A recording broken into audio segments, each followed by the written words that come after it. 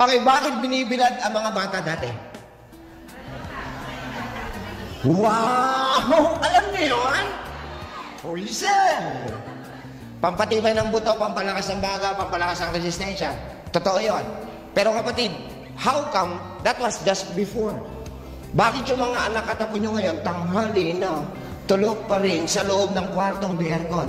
So nililinaw ko, mga nanay at tatay, kayo pala mismo ang pumapatay sa sarili nyong anak. Carbon monoxide yan, no? Tapos nagtataka kayo, ang daing bata ngayon na may sakit. Ang hihina ng baga, aba, radiation, ilang oras araw-araw cellphone, carbon monoxide, pinalalanghap mo. Huwag kang iiyak pag maaga namatay yan. Huwag nyo natin pag-aralin. Bakit? Ay, hindi siya makakagraduate. Mamamatay na maaga.